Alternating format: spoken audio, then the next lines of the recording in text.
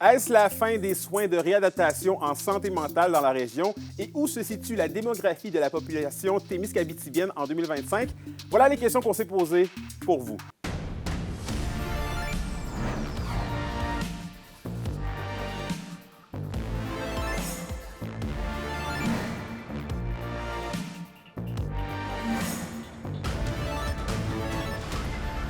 Ici Anthony Dallaire et voici vos informations.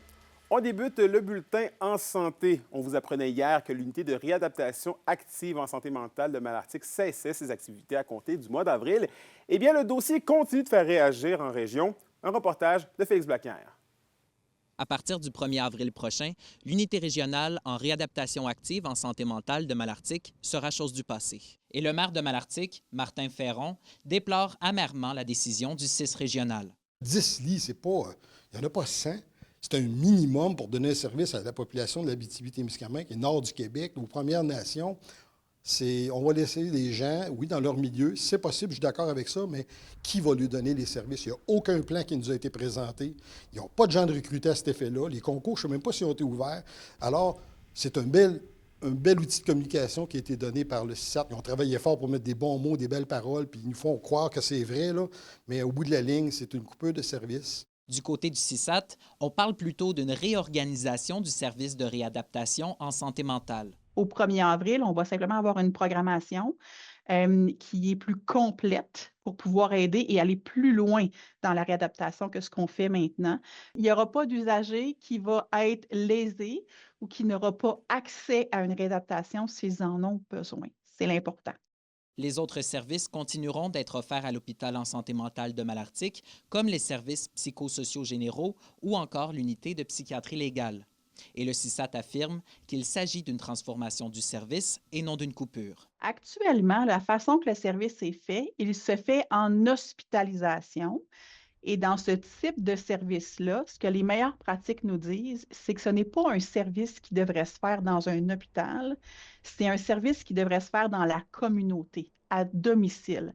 Ce qu'on va permettre avec cette réorganisation-là, c'est de répondre à ce besoin-là, de faire la réadaptation dans le milieu.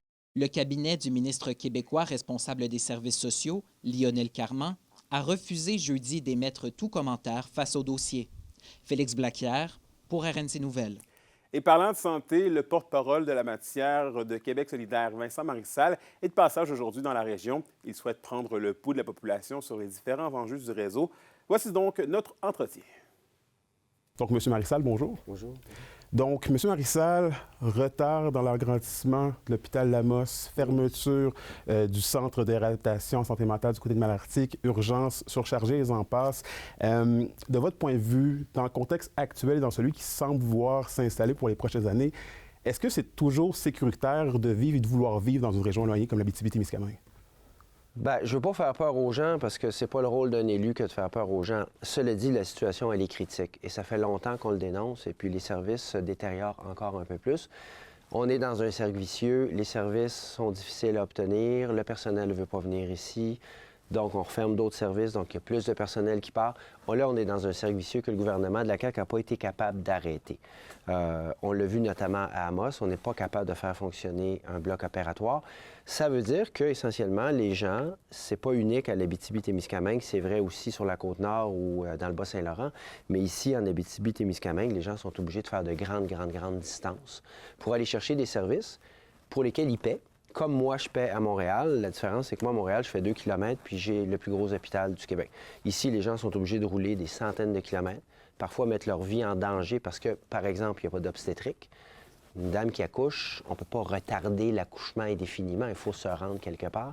C'est un danger, assurément. Alors, c'est un cercle vicieux, ça fait des années qu'on le dénonce, et puis l'arrivée de Santé Québec, franchement, n'y changera rien.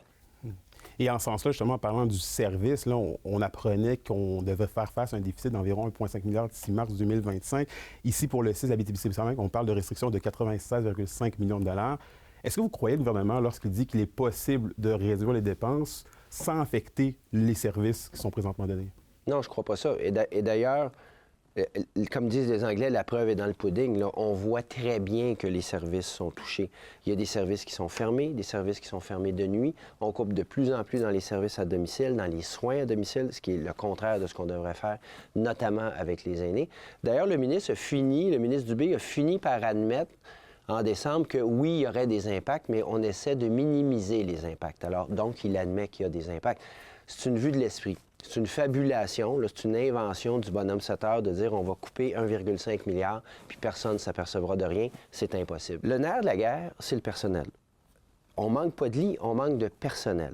Et assez curieusement, au Québec, on n'a jamais eu autant d'infirmières.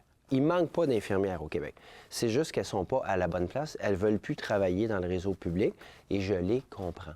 Donc, il faut les ramener dans le réseau public.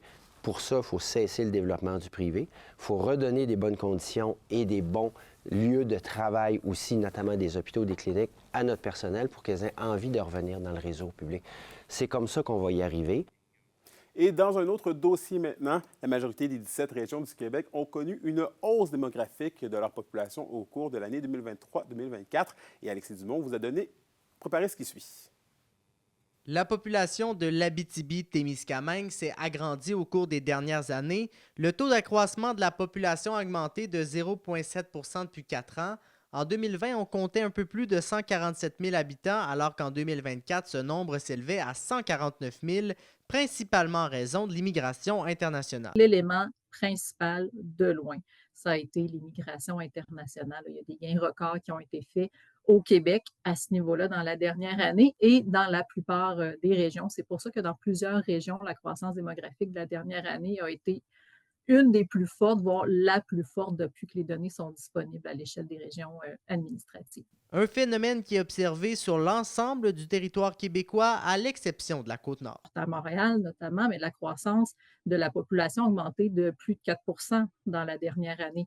Dans certaines régions, il y a des taux aussi supérieurs à 2 % qui ont été enregistrés, comme dans la capitale nationale, en Outaouais, à Laval. L'Institut de la statistique du Québec qualifie la croissance démographique de la région d'à la fois forte et faible. Le taux d'accroissement de 0,7 % en Abitibi-Témiscamingue, mais il semble faible. En fait, c'est 3 fois plus faible que le taux enregistré dans l'ensemble du Québec. Donc, une croissance forte quand on tient compte de l'historique de la région, mais faible en comparaison de la croissance enregistrée dans la plupart des autres régions. Mais est-ce que cette tendance à la hausse sera maintenue dans les prochaines années? Depuis longtemps, mais l'Abitibi-Témiscamingue perd des résidents au profit des autres régions du Québec. Donc, chaque année, depuis longtemps, il y a plus de personnes qui quittent l'Abitibi pour s'établir ailleurs au Québec que de personnes qui font le chemin inverse. Donc, on se retrouve dans une situation où l'accroissement naturel est négatif. Les migrations interrégionales sont aussi source de pertes. Donc, la croissance repose sur les migrations internationales. Donc, c'est vraiment les fluctuations. C'est ce qui va se passer du côté des migrations internationales dans les prochaines années. C'est ce qui va être déterminant là, pour la croissance à court et moyen terme dans la région. Alexis. Et au culturel, le groupe originaire de Val-d'Or, La Chicane, est en région avec leur spectacle Comme le printemps puis l'automne. Le groupe mentionne que c'est un spectacle qui touchera leurs fans plusieurs générations. Ils ont au Théâtre du Cuivre ce soir à 20h, demain à Amos et samedi à Val-d'Or. Et au sport, les Astrales gaillards du cégep de l'Abitibi-Témiscamingue ont nommé le joueur de hockey Zachary Provencher à titre d'athlète par excellence Blais Industrie de la dernière semaine. Le Lassarois a bien fait ce week-end avec un total de 6 points en 2 matchs. Il est d'ailleurs le meilleur pointeur des gaillards cette année avec 30 points en 18 parties. Et la météo d'Abitibi-Témiscamingue pour ce soir et cette nuit, c'est de la neige intermittente qui devrait cesser au courant de la nuit. Minimum entre moins 19 degrés Celsius et moins 20 degrés Celsius. Et pour la journée de demain, c'est généralement nuageux avec un maximum de moins 7 degrés Celsius pour l'Abitibi et de moins 5 degrés Celsius pour le Témiscamingue. Et voilà, c'était vos informations régionales. Merci d'avoir été avec nous ce soir. Nous, on se dit à demain pour la suite des choses. D'ici là, prenez soin de vous.